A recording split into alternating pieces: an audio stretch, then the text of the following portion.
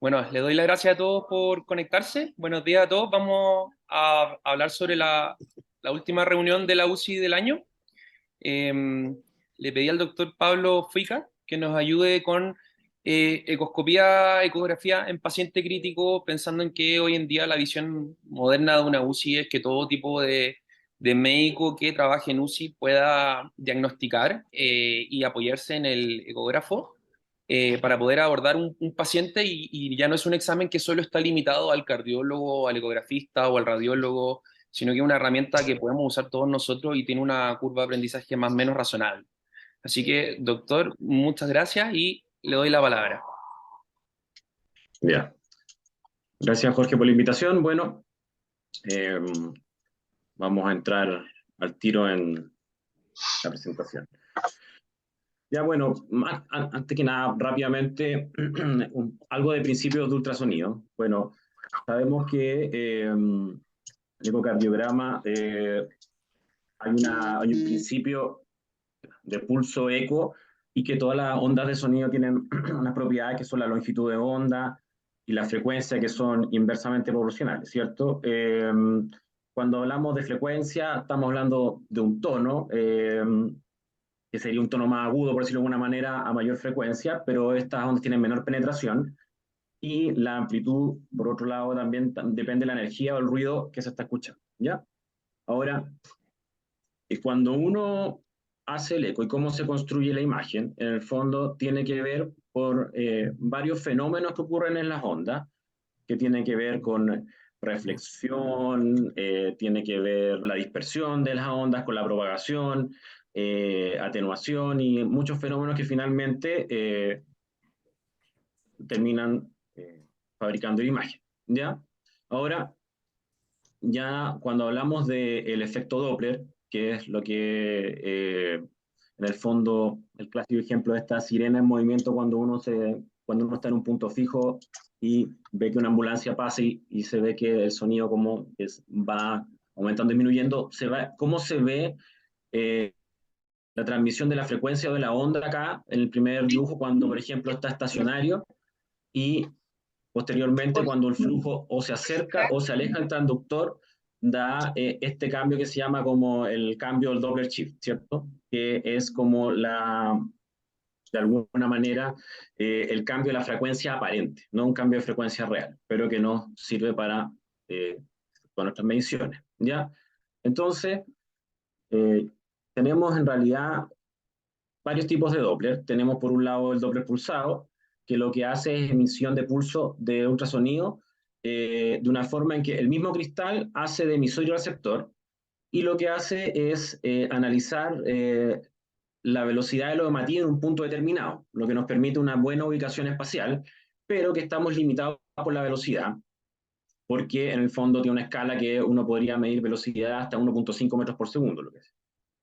Después tenemos el Doppler continuo, que lo que hace es una emisión de un haz de ultrasonido de forma continua y que se refleja por las estructuras que va analizando. Y la ventaja es que puede, de alguna manera, evaluar velocidades altas, como por ejemplo el caso de la velocidad a través de la válvula aórtica, pero analiza la velocidad de todos los hematías que pasan por el haz de ultrasonido, por lo tanto, no tiene una buena ubicación espacial, ¿ya? Y el doble color también, que tenemos una emisión de ultrasonido por varios cristales y que registra la velocidad en varios puntos y se van codificando una escala de color en función de la velocidad y la dirección. Dentro del doble pulsado tenemos una variante también, ahí estamos viendo ejemplos. El doble pulsado, que por ejemplo acá en la primera foto tenemos a nivel del tracto de salida del ventrículo izquierdo, que estamos seguros que estamos ahí.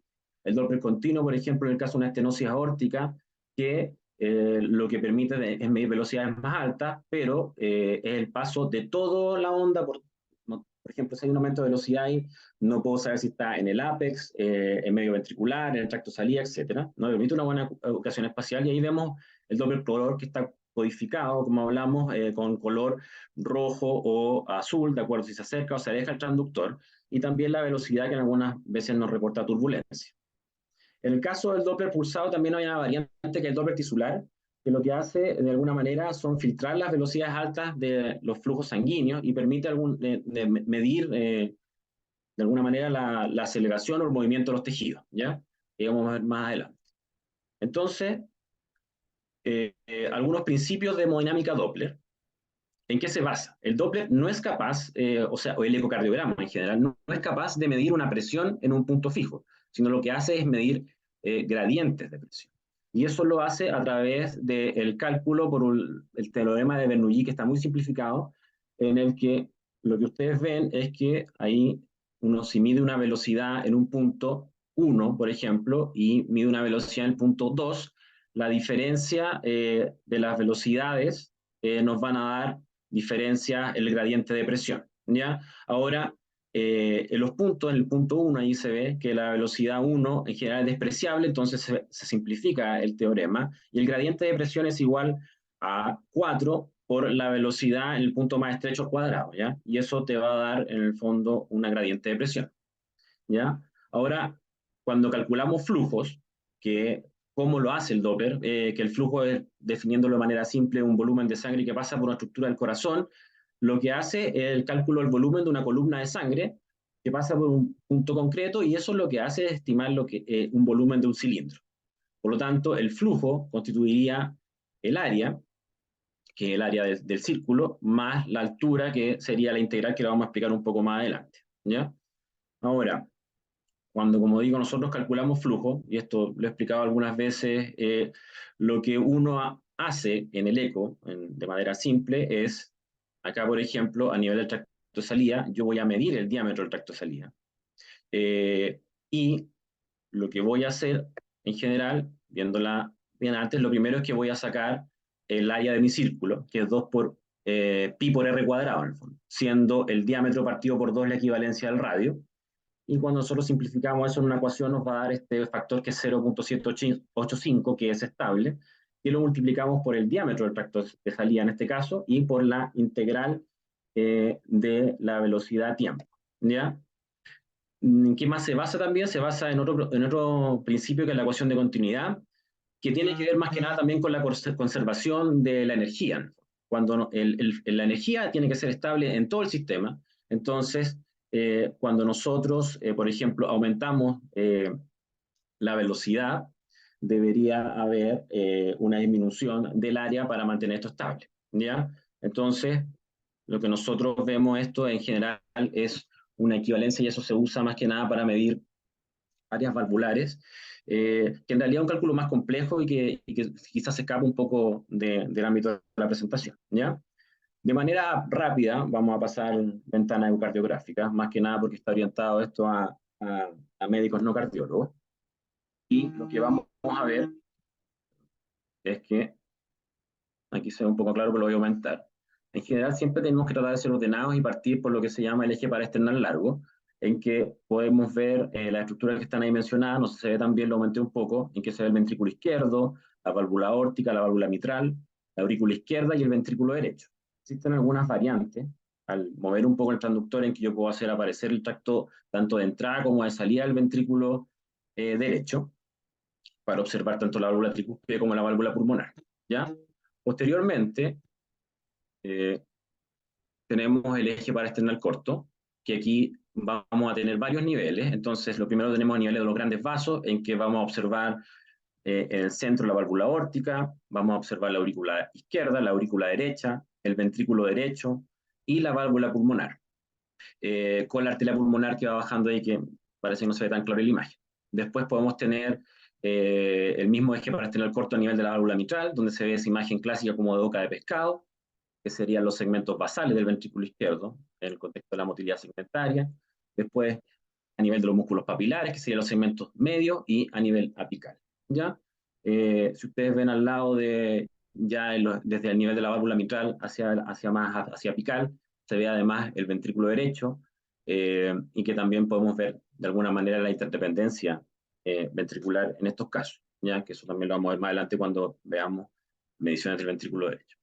Cuando vamos a la ventana apical, en el fondo, lo que vamos a ver acá es la ventana más típica, que es la apical de 4 cámaras, cuando se ven ambos ventrículos, ambas aurículas, con las válvulas respectivas, ¿cierto? Y que posteriormente, dentro de la apical de 4 cámaras, y esto también es más simple, sirve en realidad para medir la motilidad segmentaria, vamos a ver el apical de 2 cámaras, en que vemos el ventrículo izquierdo y la aurícula izquierda, el apical de 5 cámaras, en donde además aparece el tracto salida del ventrículo izquierdo, y el apical de 3 cámaras, donde vemos ventrículo izquierdo, el válvula mitral, la aurícula izquierda y la válvula aórtica. ¿Por qué? ¿De qué nos sirve? Porque efectivamente nos sirve para evaluar principalmente, por un lado, bueno, globalmente la función del ventrículo derecho y el izquierdo, pero también para analizar la motilidad segmentaria. Sabemos que a nivel de 4 cámaras tenemos por un lado el septum, la porción posterior, la pared lateral, en 2 cámaras tenemos la pared inferior y la pared anterior, y en 3 cámaras tenemos el septum, la porción apical, la porción anterior y la pared inferolateral o posterior. ¿Ya? Posteriormente tenemos ya el eje subsifoideo, donde tenemos también un eje largo. Podemos tener un eje corto de acuerdo a la ventana del paciente, donde podemos ver las mismas estructuras que en el eje corto a nivel paraesternal. Y también podemos ver también que es importante para las mediciones hemodinámicas la respuesta a fluidos la vena cava inferior. Y por último, es el eje que es acá donde estamos arriba, supraesternal, donde podemos ver la aorta ascendente y descendente, que en general acá nos sirve en algunos casos para evaluar la insuficiencia aórtica, y también podemos ver flac disección, y también podemos ver un eje corto donde se puede ver la aorta y la arteria pulmonar. ¿No? Ahora, ya entrando al tema de monitorización hemodinámica, como modo de introducción en general, entre los años 80 y 90, la monitorización hemodinámica era predominantemente invasiva. Nos basábamos, ¿cierto?, en PVC, el Swan-Ganz, ¿cierto?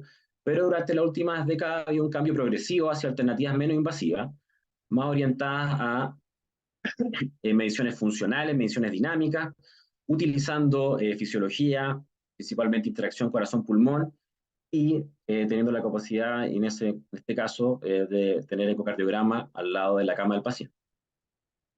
Acá esto me parece interesante, que este es un estudio súper antiguo en que se midieron en el fondo la PVC de muchos pacientes, más de 1500, y posteriormente, por mecanismos de glóbulos rojos marcados, se midió más o menos el estatus del VEC que tenía. Y si ven ahí, no existe absolutamente ninguna correlación entre el estatus del volumen del paciente y su PVC. Por lo tanto, en relación a eso, tenemos que tener en cuenta que la PVC, la gran utilidad probablemente va a ser como check en el fondo de que si tengo una PVC muy baja, administrar volumen del paciente probablemente no va a ser deleterio, pero no puedo asegurar que va a aumentar su precarga y por lo tanto su volumen expulsivo, y que probablemente si tengo un paciente con PVC, no sé, sobre 20, el aporte de volumen sí puede ser deleterio. ¿No? Y en relación a la sobrevida, bueno, acá también, como siempre en medicina intensiva, hay un péndulo en que como no se ha demostrado mejoría en la sobrevida, por ejemplo, en estos casos son varios estudios en relación al catéter arterial pulmonar, en que no hay en varios, en el fondo, escenarios clínicos que no existe diferencia de sobrevida, incluso se llegó a decretar el obituario o que había muerto el catéter arterial pulmonar, pero como todos sabemos en nuestra práctica diaria, eso no es efectivo, y efectivamente hay un rol muy preponderante en el catéter, sobre todo en los pacientes cardioperados, ¿ya? Pero eso no exime que existen otras, en el fondo, formas de medición que son menos invasivas y que pueden tener menos complicaciones. Entonces también por eso estamos hablando de esto ahora en este momento de la monitorización en ECO. Ahora, en relación a la indicación de monitorización en pacientes críticos, en general estamos hablando de pacientes en falla circulatoria, fallas que shock persistente, tratar de definir el mecanismo principal, infartos complicados, ya sea con compromiso del ventrículo izquierdo, del ventrículo derecho, ver complicaciones mecánicas, el síndrome aórtico agudo, el taponamiento cardíaco, insuficiencia aórtica aguda, en el fondo también falla circulatoria en relación a TEP, al mismo taponamiento cardíaco, o también shock que no tengan claramente explicación. También hay un rol en la falla respiratoria aguda en pacientes con EPA para evaluar la cantidad de agua pulmonar, tratar de diferenciar entre un EPA cardiogénico versus un estrés respiratorio, tratar de determinar fallas en el destete, ventilación mecánica, o causas de descompensación en pacientes con fallas respiratorias crónicas, o en caso, por ejemplo, de hipoxemia en que podríamos encontrar chants, ¿ya? Y también en PCR para paro cardiorrespiratorio y tratar de encontrar causas tratables en este contexto, ¿ya? Entonces, y lo otro también el rol en la monitorización de pacientes con asistencia circulatoria. Ahora, lo primero, lo más básico es que el eco a veces solamente de manera visual nos va a apoyar de alguna manera en definir rápidamente cuáles pueden ser nuestros escenarios de shock. O sea, es muy distinto en la primera imagen, en que tenemos un eje corto, en que el ventrículo izquierdo no se mueve prácticamente nada, o en la segunda situación en que el paciente también está choqueado y que se ve un ventrículo que funciona bien, que está hiperdinámico, o un paciente en el tercer caso abajo en que hay un gran derrame pericárdico y el paciente hay compresión de las cavidades derechas y por tanto taponamiento, o en el cuarto escenario, por ejemplo, en que ahí se ve un ventrículo derecho muy dilatado y disfuncionante. Por tanto, inmediatamente, de alguna manera nos permite definir escenarios de shock y, por lo tanto, el enfrentamiento que requerimos en estos casos. ¿Ya? Ahora, antes de efectivamente empezar a hablar de las mediciones, igual tenemos que tener algunas consideraciones fisiológicas de por qué el eco es útil en estos casos. Primero, hablar de lo principal de las interacciones corazón-pulmón. Recordar que las estructuras colapsables con flujo a través de ellas, hay en el fondo cosas que influyen, que por ejemplo son la resistencia, la fuerza de extensión de colapso, y siempre estas estructuras colapsables, que en este caso hablamos de los vasos sanguíneos, tienen tendencia a retornar a un volumen de reposo. Entonces, el cambio de volumen, de alguna manera, depende de la presión transmural, y el flujo depende de la salida, en este caso, ¿no? Entonces, la presión transmural, en este caso el corazón, vemos que el corazón está sometido a una presión intratorácica y la diferencia de presión entre la cavidad y la presión intratorácica es lo que nos da la presión transmural. ¿Ya? Entonces, cuando nosotros vemos estas situaciones, si nosotros nos imaginamos que tenemos acá, eh, tenemos el vaso que está sometido a una presión externa, en el fondo, y por lo tanto, cuando hay una presión transmural positiva, el flujo va a ser proporcional a la diferencia de presión entre el ingreso y el egreso. ¿Ya? Y por ejemplo, la presión transmural, al disminuir la presión transmural, por ejemplo, al aumento de la presión que rodea la estructura colapsable, por ejemplo, cuando hay un aumento de la presión, por ejemplo, en ventilación a presión positiva, va a tender a colapsar la estructura y eso, por lo tanto, va a disminuir el flujo hasta un punto en que puede llegar al colapso. ¿Ya? Ahora, cuando hablamos de los determinantes del gasto cardíaco, siempre tenemos que fijarnos tanto en la precarga y la poscarga de ambos ventrículos y ver también cómo las interacciones entre corazón-pulmón también determinan esta situación. ¿Ya? Entonces, tenemos que el aumento de en el fondo tenemos acá que esto es un esquema en que vemos por un lado la presión de la aurícula derecha y vemos cómo cambia en el fondo el retorno venoso en relación a lo que se llama la presión media sistémica, que la presión media sistémica es la presión que tiene el flujo, los vasos sanguíneos en asistolía, por ejemplo, cuando no hay flujo. Entonces, la diferencia entre la presión media sistémica y la presión de la aurícula derecha es lo que nos va a dar el retorno venoso y por lo tanto la cantidad y la precarga del ventrículo derecho. ¿Ya? Entonces, esto de acuerdo a la situación clínica puede variar tanto la pendiente como el punto de colapso. Entonces, cuando se produce un aumento de la pendiente o el plató de la presión de la aurícula, cuando hay una disminución de la resistencia, un aumento de la volemia, y puede haber una disminución del plató en los fenómenos, y viceversa, cuando hay un aumento de la resistencia hay una disminución de la volemia. ¿Ya? Ahora, la resistencia vascular pulmonar, ahora hablando de la precarga del ventrículo derecho, es una suma de la resistencia de los vasos alveolares y extraalveolares. Entonces, lo que tenemos que saber es que a volúmenes pulmonares altos hay un aumento de la resistencia vascular periférica, o sea, pulmonar, en relación al aumento de la resistencia principalmente de los vasos alveolares. Y cuando vamos disminuyendo el volumen y nos vamos acercando a la capacidad residual funcional, vemos que al disminuir tanto la presión de los vasos alveolares o intraalveolares, también va a disminuir la resistencia vascular. Pero cuando ya nos vamos acercando a la volumen residual del pulmón, nos damos cuenta en que la resistencia vascular vuelve a aumentar, pero dado principalmente por el efecto en la vasculatura pulmonar de los vasos extraalveolares. ¿Ya? En relación a la respiración y la precarga del ventrículo izquierdo, tenemos el fenómeno de interdependencia ventricular, ¿cierto? Y, por ejemplo, en el caso de una inspiración espontánea, existe un volumen de llenado del ventrículo izquierdo y se produce una disminución del volumen expulsivo por el desplazamiento del septo, ¿ya? Y en relación a la poscarga, eh, eh, tenemos que, dame un segundo que me están...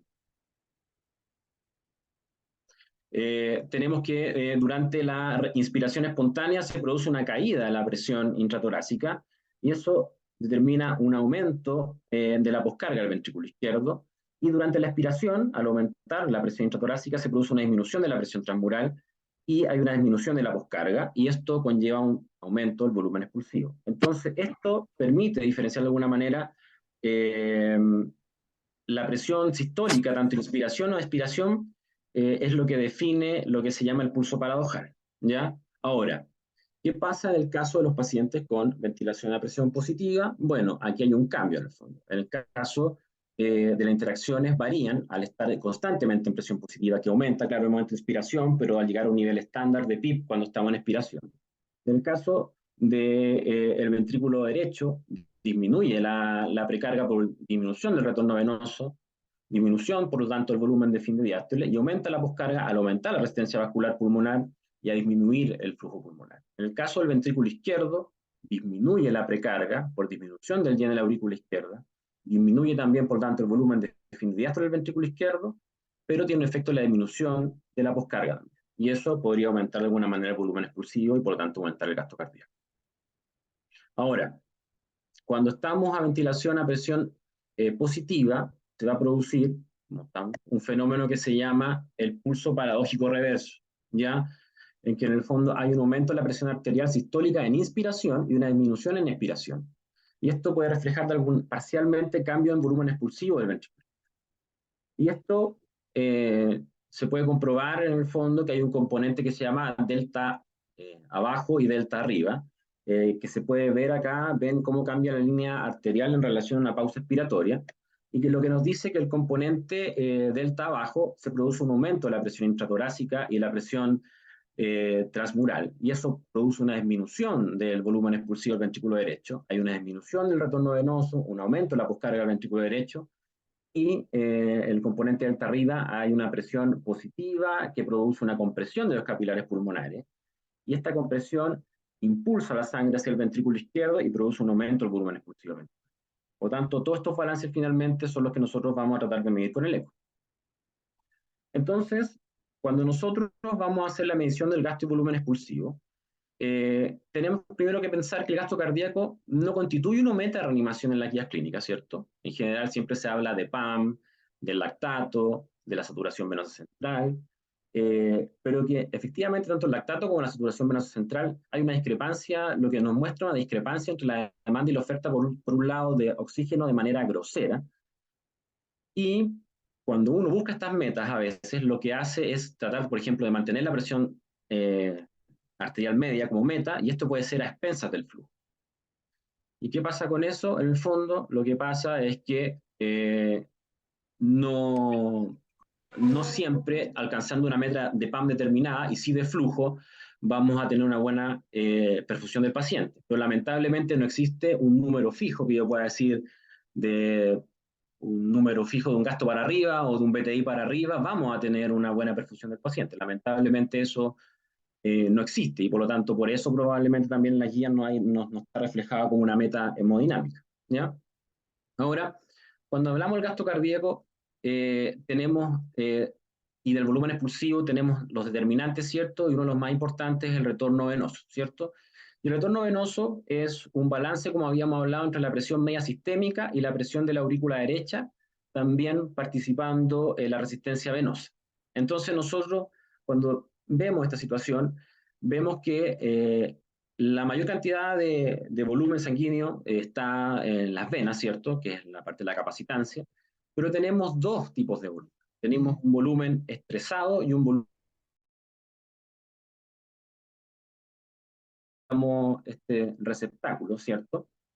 Es que este receptáculo tiene ahí como una manguerita de salida, ¿cierto?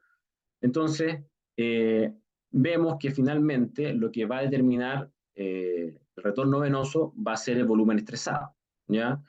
Y el volumen no estresado va a ser, en el fondo, la reserva. Yo, variando la presión de la aurícula derecha, por ejemplo, podría hacer descender esta manguera más abajo para obtener mayor volumen de retorno, mayor retorno venoso. Y cuando nosotros hacemos de alguna manera intervenciones para reanimar pacientes, tenemos que tener en cuenta, por ejemplo, que para aumentar el retorno venoso y por lo tanto aumentar el volumen expulsivo y el gasto cardíaco, podemos por un lado aportar volumen que va a aumentar el volumen estresado, o de alguna manera también podemos, la otra opción es eh, aplicar vasopresores que lo que van a hacer es, van a actuar también sobre el territorio venoso y van a aumentar el volumen estresado, pero a expensas del volumen no estresado, ¿ya? Entonces, el gasto cardíaco tenemos dos componentes. Tenemos el volumen expulsivo, que es lo que nosotros vamos a ir a medir con eco, y la frecuencia cardíaca. Y lo que tenemos que tener en claro es que a un mismo número de gasto cardíaco, las condiciones pueden ser bastante distintas, y tenemos que también tener claro que el mayor condicionante del consumo de oxígeno es la frecuencia cardíaca. Por lo tanto, desde el punto de vista costo energético, aumentar la frecuencia de un paciente es bastante menos económico que aumentar el volumen expulsivo. Y eso debería entender todas nuestras maniobras, ¿ya? Inicialmente. Entonces, ahora, como habíamos adelantado un poco, ¿cómo medimos el volumen expulsivo? En general, como lo explicamos antes, lo que estamos midiendo es un flujo y por lo tanto estamos tratando de apuntar al volumen de un cilindro. Y para eso, lo primero que tenemos que hacer de manera simple es medir el tracto de salida del ventrículo izquierdo. Y posteriormente, hacer una medición del BTI, que el BTI se mide en 4 cámaras, ¿cierto? Con un Doppler pulsado a nivel del tracto de salida del ventrículo izquierdo. Y la integral y lo que corresponde al BTI es la integral de la velocidad versus el tiempo, ¿ya? Ahora, ¿qué pasa con eso? En el fondo, una integral, ¿cierto? Es una forma temática de calcular el área bajo la curva, ¿cierto? En formas que no son típicas, como, no sé, como un círculo, como un cuadrado, que uno puede calcular de manera más simple. Entonces, lo que hace, ¿cierto?, es aplicar una suma infinitesimal de valores, y esto lo que nos permite es tener esta área bajo la curva. Ahora, si nosotros integramos eso, lo que nos permite es tener una distancia, y eso va a corresponder a lo que habíamos hablado antes, la altura de nuestro cilindro, y nos va a permitir medir el flujo. Pero esos cálculos finalmente lo hace el eco, y lo que nosotros tenemos que limitarnos a medir es a medir el tracto de salida del ventrículo izquierdo y a medir, en el fondo, el BTI a nivel del tracto de salida en 4 cámaras, ¿ya?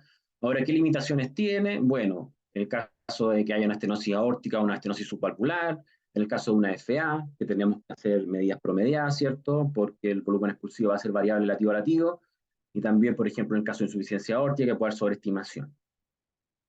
¿Qué puede ser lo más dificultoso en nuestro caso? Bueno, el tema de las ventanas, ¿cierto?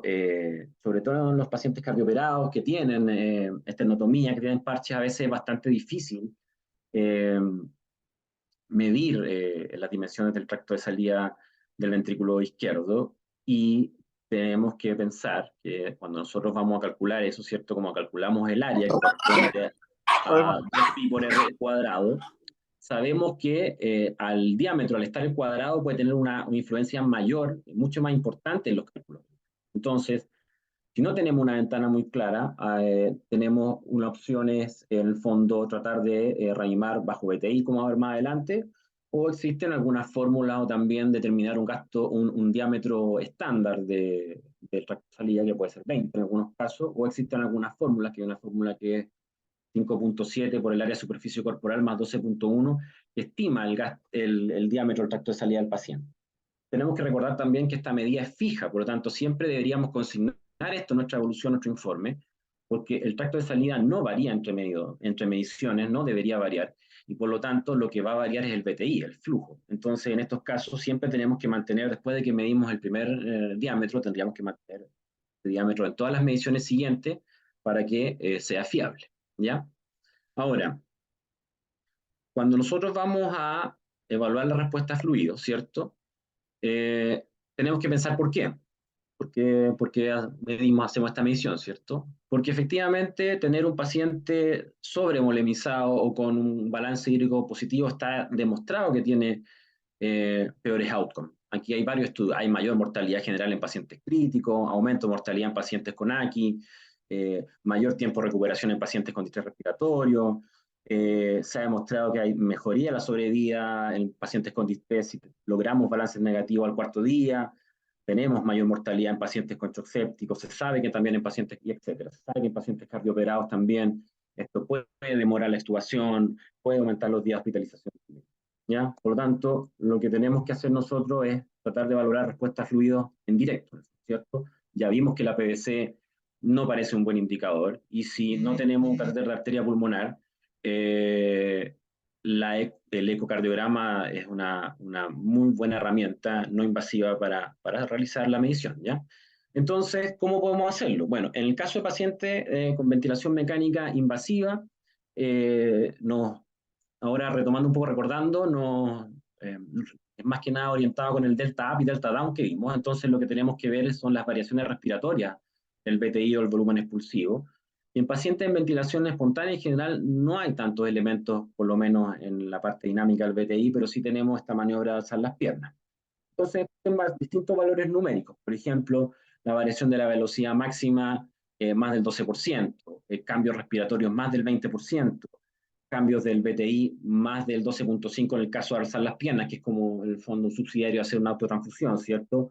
Delta BTI 18% cuando uno aporta volumen. Entonces existen varias mediciones que nos permiten, y como ven acá, no es necesario tener el gasto cardíaco, sino que solamente con el volumen expulsivo ya podemos también de alguna manera evaluar respuestas fluidos, lo que también disminuye el tema de la imprecisión y del error al tratar de sacar el tacto en pacientes que en general ventana subóptima, ¿ya?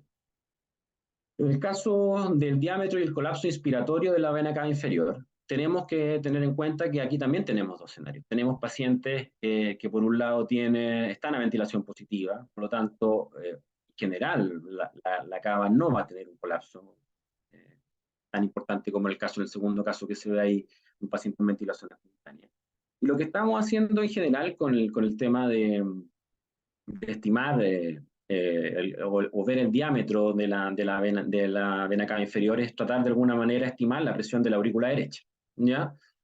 Entonces vemos que cuando tenemos una vena cava inferior que es una cava pequeña de menos de 1 centímetro, la presión de aurícula derecha estimada es entre 0 a 5 milímetros de mercurio, cuando es un diámetro normal entre 1.5 y 2.5 entre 5 a 10, y también el tema del colapso, cuando se reduce, pero un menos del 50%, puede llegar incluso a 10 a 15, y cuando ya tenemos una vena cava dilatada y con una reducción del colapso inspiratorio en menos de un 50%, ya tenemos en el fondo una presión de aurícula derecha estimada entre 15 a 20 milímetros de mercurio.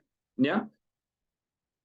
Por lo tanto, como ya vimos, puede ser un predictor de respuesta a fluido. En el caso de los pacientes en respiración espontánea, cuando son venas pequeñas con colapso inspiratorio total, probablemente el paciente puede beneficiarse de volumen, pero este cambio, en el fondo, o el diámetro más que nada como un parámetro aislado, se ha visto que no hay buena correlación en el caso de los pacientes con ventilación mecánica invasiva. En este caso se usan los índices de distensibilidad, que son relaciones entre el diámetro mayor y menor de la vena cava, y cómo varían los cambios respiratorios. Que eso efectivamente es lo que uno debería utilizar en los pacientes con ventilación a presión positiva. ¿Ya? Ahora, ¿qué otros elementos también podemos ver y evaluar en el caso del paciente y la respuesta a volumen, o ver si estamos llegando a un tope? También podemos evaluar las presiones de llenado, la función diastólica. Tenemos que existen en general, cuando estamos en ritmo sinusal, dos componentes, ¿cierto? Que es la onda E y la onda A, que tienen que ver con uno con el llenado pasivo, el llenado rápido, y posteriormente la onda A, que es la sístole auricular, ¿ya? Ahora, nosotros podemos establecer relaciones y patrones de llenado. De aquí, por ejemplo, vemos que a medida que, por ejemplo, uno empieza a volemizar un paciente y va aumentando el volumen, empiezan a haber cambios en los patrones de llenado, hasta llegar a esta curva, que hay una relación de la onda E a mayor a 2, en que ya estamos en una etapa en que el lleno es restrictivo y que probablemente el paciente tampoco está beneficiando de volumen. ¿Ya? Entonces, y lo otro también que podemos estimar es el cálculo de la presión de enclavamiento pulmonar, que se utiliza la forma de Nahue, ya la fórmula de Nahue, ¿ya? Que lo que necesitamos medir es la onda E en el Doppler tisular y las ondas tanto septal y lateral, y sacar un promedio, ¿ya? Que esa es la fórmula de arriba, que en realidad no tiene mucho sentido que se la aprendan, están en calculadores, pero también, como se fijan, son medidas simples. Necesitamos solamente el doble, el doble pulsado a nivel de la válvula mitral para medir la onda E, y después posteriormente el modo tisular, tanto septal como lateral. Entonces, en general también, como digo, volvemos a hacer, son tres mediciones, y que si uno las sabe hacer y que no requiere mucho entrenamiento, también eventualmente podría estimar el capilar pulmonar como otro elemento para saber también cuándo tenemos que parar o cuándo el paciente se puede beneficiar de fluido. Aquí son varios cálculos para estimar, que también hace el eco para estimar tanto la presión diastólica, arteria pulmonar, la presión media, la presión sistólica, pero no viene mucho el caso. Ya. Ahora, ventrículo derecho. Un poco más, o sea, abocando un poco al ventrículo derecho, en general, las mediciones las hacemos en eje paraesternal eh, corto y en cuatro cámaras. Ya, como hablamos, como vimos en los ejemplos anteriores, rápidamente uno establece una relación entre cuando uno ve en cuatro cámaras entre el ventrículo izquierdo y el ventrículo derecho. El ventrículo izquierdo siempre debería ser más grande que el derecho, por lo tanto, inmediatamente cuando vemos el ventrículo derecho aumentado, ya tenemos que ver que algún grado de patología existe. Entonces, para la medición de la función sistólica tenemos varios parámetros. Tenemos, por un lado, el más simple, que es el TAPSE, ¿cierto? Que es la medición del el anillo tricuspio lateral, ¿cierto? Podemos también usar el Doppler tisular para medir la onda sistólica y ver la magnitud de la onda sistólica también, que también es una forma de medir la función. Podemos medir el cambio de era friccional, que es la diferencia entre el área en sístole y en diástole, siendo mayor al 35% de cambio una función normal. Eh, y también podemos también estimar la presión sistólica de arteria pulmonar, ¿cierto? En relación al Doppler continuo de la válvula tricuspidia, y evaluar también elementos indirectos de hipertensión pulmonar, y eso también utilizamos el Doppler pulsado a nivel, como se ve en la segunda foto, a nivel del tracto salida ventrículo derecho.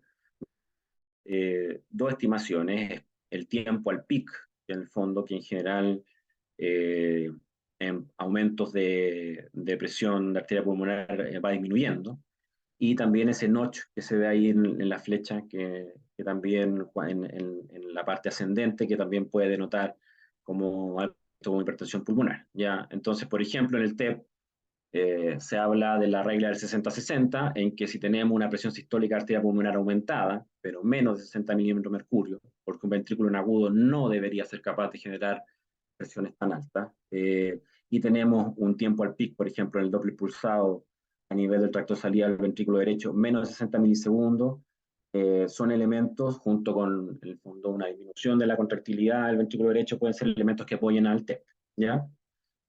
Y en eje corto, como se ve ahí, voy a aventar para que se puedan ver mejor, también ver cómo la sobrecarga, tanto de presión o volumen, desplaza el septum interventricular, y te produce en eje corto esta imagen, como en vez de ver un círculo, una imagen en D, que es una forma como cualitativa de ver la sobrecarga sobre las cavidades, ¿ya?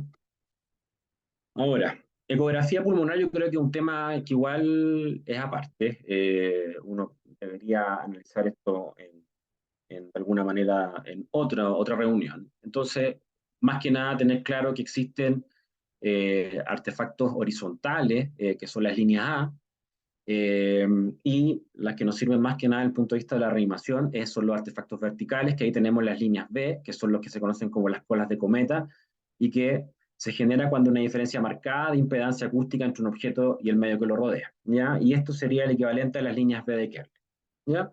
Esto tenemos que tener claro. Y por último, un poco, que no sé si es tanta novedad, pero sí que algo que no se ve muy frecuente, por lo menos en nuestra UCI que estemos utilizando y que quizás deberíamos tratar de empezar a implementar, es el tema del protocolo VEX. ¿Ya? El VEXUS es en relación a un estudio observacional que se realizó en un solo centro terciario, en que se reclutaron 145 pacientes sometidos a cirugía cardíaca, por lo tanto es de mayor interés en nuestro caso. Se incluyeron pacientes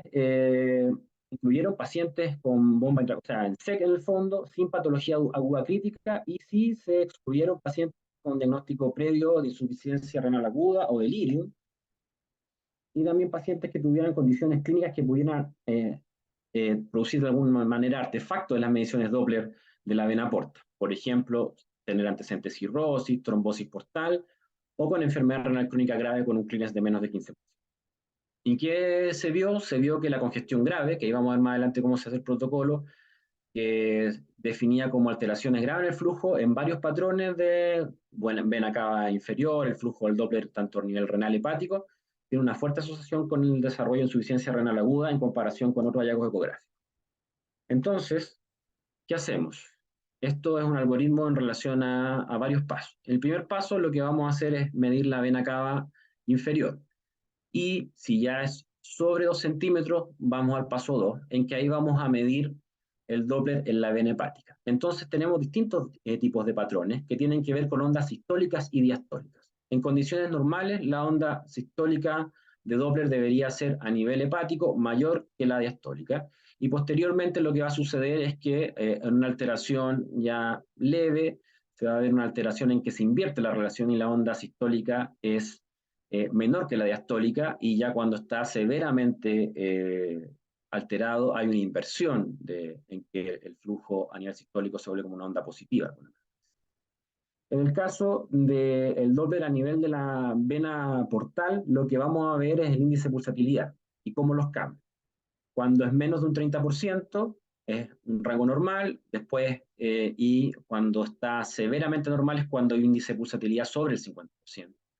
Y después, el último paso es ir a medir el Doppler renal. Y ahí tenemos que ver si hay un flujo continuo, monofásico, que es lo que uno debería ver, o si ya empiezan a ver la onda sistólica y diastólica, y cuando ya severamente normal se ve un flujo monofásico. Y en relación a eso, uno puede estimar eh, los niveles de congestión, tanto el grado 0, que es cuando ya tienes una vena cada menos de 2 centímetros, el grado 1, grado 2 y grado 3, cuando ya hay severa congestión, con los parámetros que ya vimos ahí. O sea, constituyendo por un lado una vena cava sobre 2 centímetros más 2 de los 3 patrones que vimos severamente aumentados.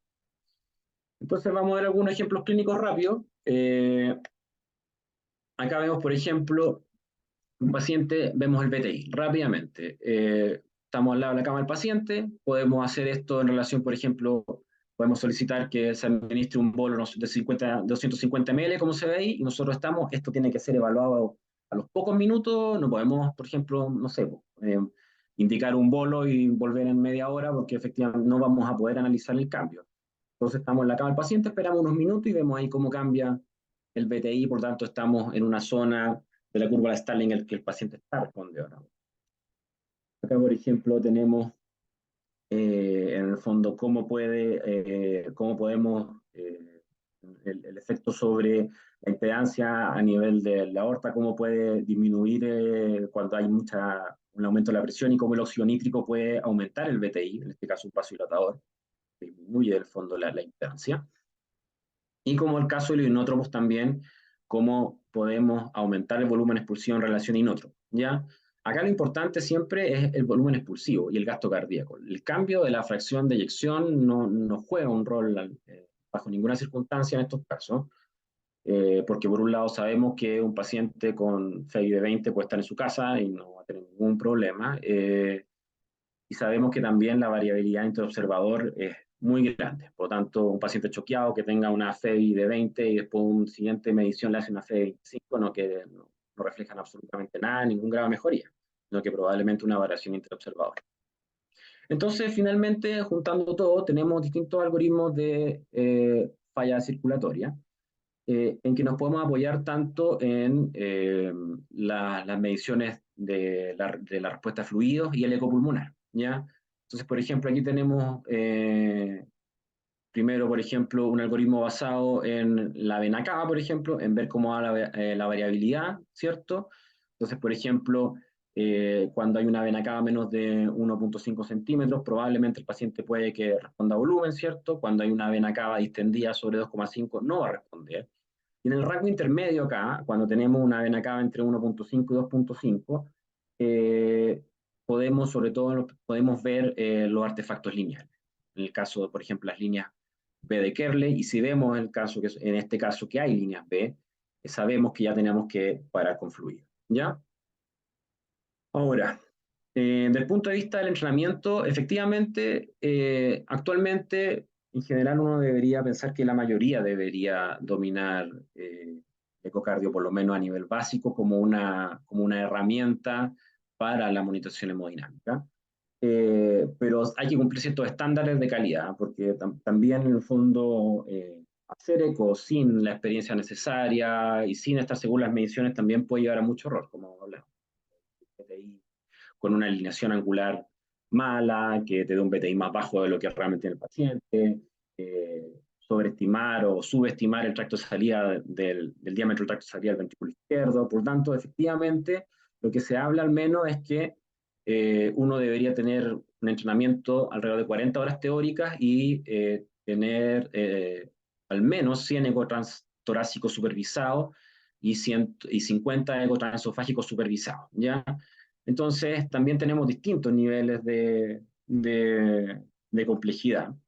Entonces, en general, cuando uno habla de eco básico, lo que nosotros deberíamos tener a esta altura, lo básico es poder dominar las ventanas, ¿cierto? Para poder dar el primer paso, que sería reconocer rápidamente las causas de shock, como vimos en esa diapositiva donde teníamos distintos escenarios. Y después ya tenemos que dar un paso en que tenemos que empezar a dominar el Doppler en todas sus modalidades para poder hacer alguna medición hemodinámica al lado del paciente, y ya posteriormente empezar a dominar el tema de la medición, eso que ya es algo más avanzado, que también yo creo que se escapa un poco de esta presentación, del tema de las mediciones, ya de la magnitud de los reflujos valvulares ya con parámetros más numéricos, o de las áreas valvulares, de la estenosis, etcétera, que también parece algo más complejo. ¿Ya? Entonces, en general, la de cardiograma es una herramienta de gran utilidad para el diagnóstico y el manejo del paciente clínico. Entrega parámetros dinámicos en la cama del paciente, que actualmente parecen ser la elección, pero sí tenemos que tener claro que requiere un entrenamiento supervisado, eh, pero que no tenemos que tenerle miedo al eco y que no debe ser algo de uso exclusivo de los cardiólogos. Existen obviamente sus limitaciones, no en todos los pacientes les podemos hacer eco, a veces sencillamente no se ve nada.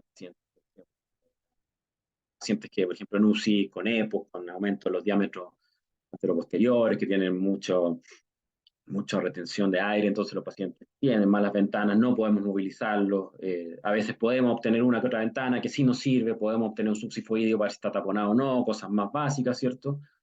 Pero que también esto no es una religión, no,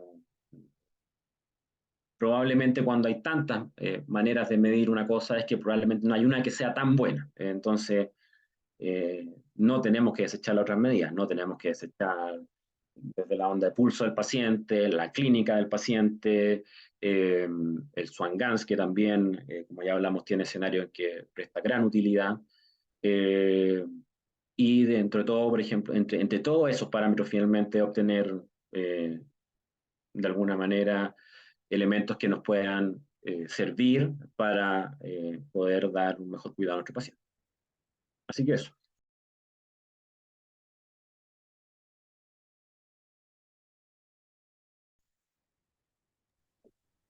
Buenísimo, Pablo. Muy buena la reunión. Creo que tocamos muchos temas que son bastante relevantes. Efectivamente, poner énfasis a que invitar a todos los no cardiólogos y no becados de cardiología a aprender eco.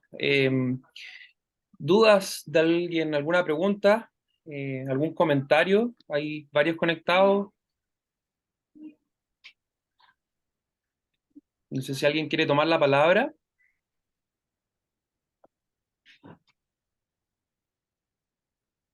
Yo por lo menos que estoy en proceso de aprender eco, no soy cardiólogo, no soy becado de cardiología. Eh, la primera entrada a aprender eco es súper complejo porque son muchos términos, muchas imágenes, muchas mediciones que a uno lo abruman un poco, pero creo que el mensaje que yo me llevé para la casa a través de todos ustedes que saben eco es primero, pucha, tratar de lograr sacar las ventanas, tratar de conseguir la mejor imagen, quizás una ventana apical de 4 cámaras y un paraesternal eje corto, y con eso tratar de dar una visualización. Quizás no voy a saber medir, no voy a saber en primera instancia sacar un BTI, pero voy a poder ver con subjetividad, pucha, el corazón se mueve bien, se mueve mal, eh, puta, se ve como líquido pericárdico, puede que esté taponado, como tener una idea y por último lo grabo y se lo mando a alguien que sepa. Quizás esa es una primera aproximación más que básica. Y después ir avanzando, ir avanzando, ir avanzando, leyendo, leyendo, leyendo, aprendiendo a hacer eco, tratar de agarrar siempre el eco, aunque yo todavía no sepa, agarro el eco, veo al paciente, le saco la ventana, le mando la foto, el video a mi amigo que sepa de cardiología, hasta que en algún momento puta, ir complejizando la formación hasta poder llegar a ser un ecoscopista. Yo creo que es un consejo que me fueron dando en el camino y que me ha servido mucho a mí personalmente, que yo estoy aprendiendo eso. Eh, Eso, no sé si alguien tiene algún otro comentario, alguna otra pregunta.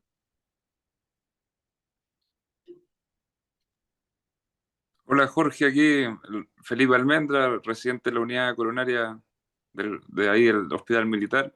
Buena, Felipe. Eh, Mira, sí es verdad lo que dice, o sea, uno está aprendiendo. Por ejemplo, en el Congreso de Cardiología pusieron un módulo de ventanas en el cual te iban enseñando cómo hacer una ventana de 4 cámaras, ventrículo izquierdo, ventrículo derecho, ventanas pulmonares y fue bastante bueno porque efectivamente uno lo ve, pero al principio no sabe identificar el ventrículo izquierdo, el ventrículo derecho, y son cosas súper básicas que, claro, ahí te van dando algunos tips con el cual uno puede ir adquiriendo ese conocimiento. Y después, claro, en la práctica uno llega a ver los pacientes y efectivamente se encuentra o que no toma la buena ventana o que es mujer, que la glándula mamaria. A mí me encantaría, por ejemplo, aprender a medir el BTI en algún paciente y aplicar lo que, bueno, digamos, dijo el presentador. Pero claro, a veces uno siente que le falta quizás estar con alguien que te lleve, se podría decir, un poco más de la mano y te vaya explicando, aunque sea con pera y manzanas, de cómo se hace, cómo medir un TAPSE, cosa que uno vaya aprendiendo, internalizando esto y ya después, digamos, la curva de aprendizaje se ve como para que uno ya tenga la expertise y tenga la confianza de dar un resultado fidedigno y decir, mi paciente está respondiendo a volumen, no está respondiendo. Así que esa es mi reflexión respecto a esto. No sé qué sugieren, qué se podría hacer. Gracias. Gracias, Felipe, por tu comentario. No sé, Pablo, ¿alguna respuesta, alguna acotación a la... O sea, yo creo que efectivamente, como tú dijiste, hay que atreverse. Inicialmente es frustrante, yo creo que para todos. Para todos igual es súper frustrante y pasa a todo el mundo, a todo nivel, en el fondo, que cuando uno está partiendo, uno efectivamente tiene poca confianza y no sabe realmente si el paciente tiene mala ventana o uno, uno el que no está logrando sacarla, en el fondo. Y Y a veces, claro, después llega tu profesor y tú estuviste, no sé, 30 minutos tratando de sacar una ventana y llega, pone el eco y apareció una ventana de 4 cámaras de libro. Y eso va a pasar. Y la única manera de que deje de pasar es que uno empiece a tomar el eco y empezar a entrenar en todos los pacientes. A veces nosotros vamos a tener, primero quizás, no sé, ver pacientes que uno a priori pueda pensar que pueden tener mejores ventanas, cuando uno no está en la necesidad de estar reanimando un paciente en el fondo. Pacientes más jóvenes que puedan movilizarse, que puedan ponerse en decúbito lateral, empezar por ahí y ahí uno saber en el fondo dónde hay que poner transductor, empezar ahí a entrenar y a sacar ahí uno también a ganar más confianza, sacar buenas ventanas. Y de ahí ya empezar a ver toda la parte teórica, o sea, toda la parte más de mediciones más avanzadas, pero con... Yo creo que siempre hay que centrar, volver un poco a la fisiopatología también. Y cuando uno ya vuelve a eso un poco, tiene un poco más claro de lo que está haciendo. Ahora, yo creo que la primera etapa es eso, perderle un miedo un poco a eso, ver con las ventanas, si uno tiene tiempos libres, que a veces no siempre ocurre, yo sé, tratar de hacer de alguna manera ecografía electiva a pacientes que no lo requieran eventualmente, pero que sí puedan tener buenas ventanas para practicar. Y después de la mano empezar con, claro, tratar de ver si uno tiene instancias con operadores más expertos, también empezar a, de alguna manera, verificar tus mediciones. Porque como hablamos, efectivamente, yo creo que hay que atreverse, pero también hay que tener un grado de autopercepción de en qué nivel estamos. Y no, eh, y no pues ya con doy con el cuerpo empezar a calcular gastos y empezar a tomar decisiones en relación a eso. Y por eso finalmente toda esta cuestión de la parte es multimodal, todos los parámetros de perfusión finalmente, y la monetización hemodinámica. Yo creo que eso es difícil, claro. A veces hay centros en que no hay monetización. Yo creo que siempre va a haber algún, en el fondo, alguien que sepa un poco más que uno, alguien que sea un operador más experto que pueda tratar de verificar. Y yo creo que en general, por lo menos lo que me ha tocado a mí cuando yo me estuve formando en el tórax y todo, es que siempre va a haber alguien con la disponibilidad de enseñar. Pero siempre tiene que partir de uno el tema de entusiasmarse y de empezar a probar y de perder el miedo, ¿no? Y si se fijan, finalmente uno después de ya dominar ventanas, con 3, 4 mediciones, uno puede obtener muchísima información en relación a un paciente. Sí, yo creo que es súper importante como buscarse al hermano mayor para ir consultando y que te vaya ayudando con el tema de las ventanas. Lo otro es que existe una sociedad que es la Sociedad Española de Ecografía en Paciente Crítico, que imparte cursos muy básicos, baratos, no más de 150 lucas, de 3 meses, que si bien es teórico, puta, es como for dummies, es muy, muy bueno. Eh, lo recomiendo. Yo lo hice y fue como mi primera aproximación y me sirvió harto. Y claro, no tenía una parte práctica, pero por lo menos tenéis como nociones teóricas, cosa que después cuando te vayáis a tratar de sacar las ventanas, sepas lo que estás viendo. Para el que le interese me puede preguntar y yo ahí les mando el link, que es bastante bueno ese curso y bastante básico. Y eso, mientras más básico, mejor, en la fase de aprendizaje. Eso, ¿alguna duda o comentario de alguien más? Aló, Jorge. ¿Sí? Doctor, ¿cómo está? Hola, mira, más que nada, sí, hola, ¿qué tal? Más que nada, darle las felicitaciones a Pablo porque estuvo muy buena la presentación. Bueno, yo me considero un amante del ecocardiograma, así que lo felicito, creo que estuvo muy bien acotado, partiendo por la parte media, no es tediosa, sino que también es entretenida para los que les gusta, partiendo por los principios, el desarrollo de ventana y todo, y dejar esto, pues un poco el dejar abierta la puerta al interés de seguir formándose en ecocardiografía, seguir mirando y todo. Yo también creo, si uno ve la evolución de la UCI, creo que el tórax ha sido bastante beneficiada por la llegada de todos los cardiólogos que hay y que hace que básicamente todos los turnos contemos con ecocardiograma, una herramienta que están usando prácticamente todos, así que yo creo que estamos muy bien encaminados. Yo no le creo a las ondas que veo de la PVC o de esas cosas que sirven, por supuesto, pero mirar y ver y tener todo el diagnóstico global de todo, el ventrículo derecho, ventrículo izquierdo, interacción cardiopulmonar, es fundamental. Así que Muchas gracias, Pablo, por la presentación, y la verdad que también creo que vamos muy bien encaminados, y hay que seguir dándole nomás con el eco hasta el final. ¿Ya? Muchas gracias. Eso. Me sumo a las palabras. Muchas gracias, Pablo. Muy buena la reunión, muy clara, de verdad, muy agradecido. Y bueno, con eso terminamos la última reunión del año. Así que un abrazo a todos.